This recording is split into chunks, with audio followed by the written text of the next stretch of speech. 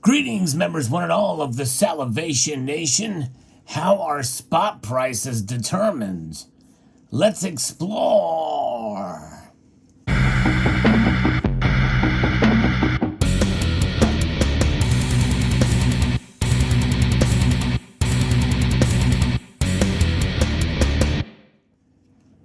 I was recently sent a link to an article from the Perth Mint blog page that talks about this very important issue. It helps us kind of understand where these prices come and how they are determined, especially in the marketplace here.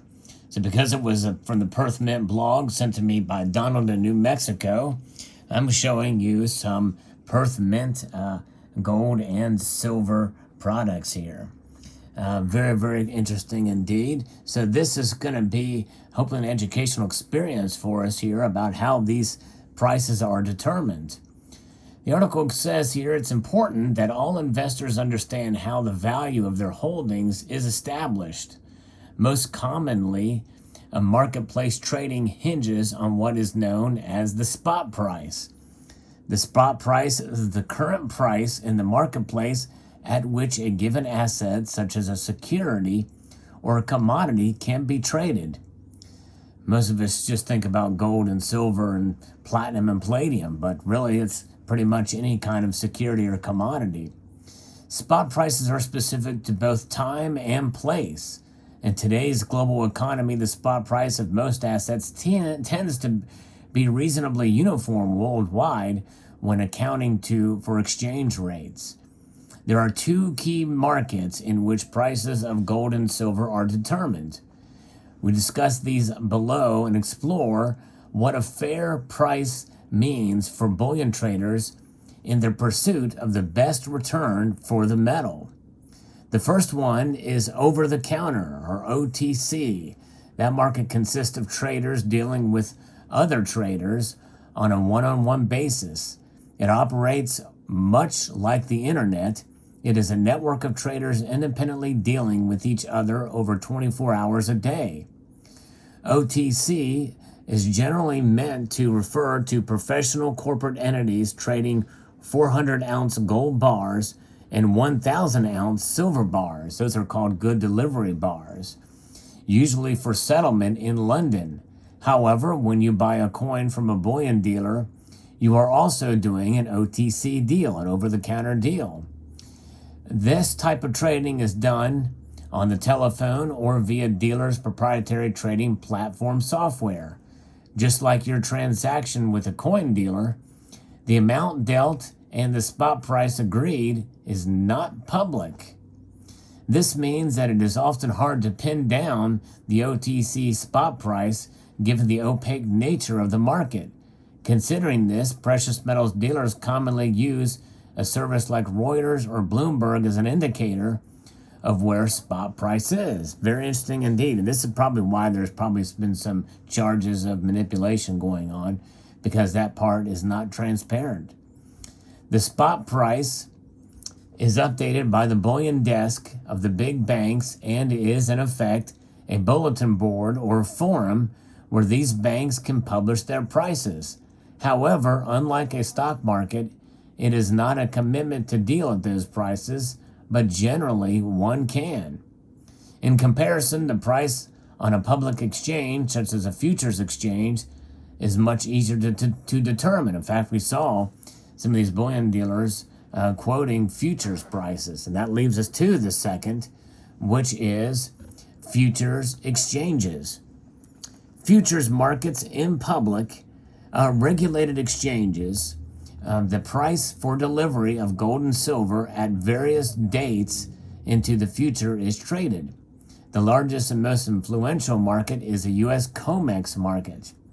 Often the current or nearest futures prices are quoted as a spot price of physical gold or silver. This is technically incorrect, as it is the price for gold or silver to settle in the future, whereas the spot price is the current price in the market at which a given asset can be traded. However, countries with futures exchanges dealers often base their price for immediate delivery of gold or silver off the local futures market. So from a retail customer's point of view, a futures price is effectively the spot price. And so that kind of gives you an understanding how those kind of play and how fluid they can be. So which market drives the gold or silver price?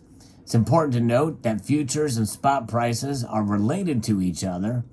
As such, they are kept in alignment by arbitrage traders who look at the relative cost of borrowing cash and gold and other factors and will sell futures and buy over-the-counter spot or vice versa if they see too much divergence between the prices. There has been some debate as to whether U.S. futures market or the London over-the-counter spot markets drive the price. This analysis concludes that it is not fixed and changes over time. Even though the London OTC market is much larger than COMEX in terms of ounces traded. So then that leaves us to the bullion dealer spot price. And how do they set their spot price? They do so by considering the following factors. The spot futures price may change in the time between committing to a fair price and their customer and executing a deal with the OTC counterparty or futures market broker. OTC and futures markets are wholesale markets which trade in lots of 1,000 ounce and 100 ounces of gold respectively, whereby a dealer's retail customers will be buying in much smaller amounts. This means it may take some time before they have accumulated enough ounces to execute a deal, during which the OTC futures price will change. The dealer may not be able to consider the Reuters and Bloomberg screen price when trying to lock in a price in the OTC market. This is especially possible when the market is moving quickly and bullion banks are not updating their prices into the information services quickly enough. For futures trading, the dealer will be charged brokerage fees. For both futures and OTC trading, there is also general cost of employing dealers and selling trades. The way bullion dealers manage the above factors is to add a margin or buffer to the spot or futures price they see quoted. That's why many times you'll see the prices on the dealer pages up higher than what you would see from Kitco. How much they add and how often they will change their spot price depends on how volatile the wholesale price is and how much buying or selling the clients are doing. This changes dynamically during the day and will also vary between each bullion dealer. Note that the spot price margin is in addition to any fabrication premium, which represent the cost of refining gold into a required purity and manufacturing it into various forms such as bars and coins. Same thing goes with silver. So what would you determine to be a fair price then? That's the $20,000 question. The result of the ever-changing factors being considered is what you will find each bullion dealer quoting different spot prices. This could be confusing to first-time investors who are used to, for example, a single price for a company's stock on a single exchange.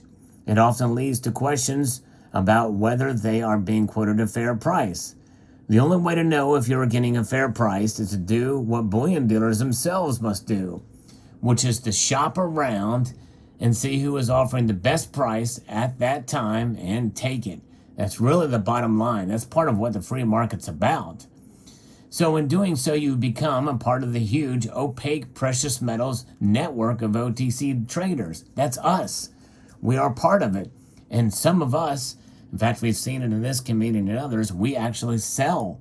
And we take part as dealers, in a sense, ourselves. Not me personally. I don't sell gold or silver. Now, I'm typically in accumulation mode, but there are others in this community that do. Within more than 120 years of experience in the industry, the Perth Mint itself is not only a mint, but they are also a dealer. They built a reputation as one of the precious metals traders and clients in over 130 countries around the world. I have actually ordered directly from the Perth Mint itself. And there it is. Here's an example of some of these products that you see before you here that they offer, and myriad of different ones out there. They also offer bullion bars in both silver and gold kilo and multiple sizes out there. So fascinating indeed. It is interesting to see how they are, and it is relatively complex out there and how that is determined. But an interesting information from this particular publication. Fascinating indeed, from the Perth Mint news and how spot prices are determined, and why dealers quote different spot prices out there. So hope you enjoyed this video. I'd like to extend a multitude of gratitude to you all for watching this video, and to Donald in New Mexico for sharing the information with me. And encourage you to please rate, yes, thumb up or down this video as appropriate. Comment, I am interested in your thoughts for sure, I don't just say that. And share this video. I think it's good to get the word out there for educational videos such as this. And subscribe if you haven't done so already.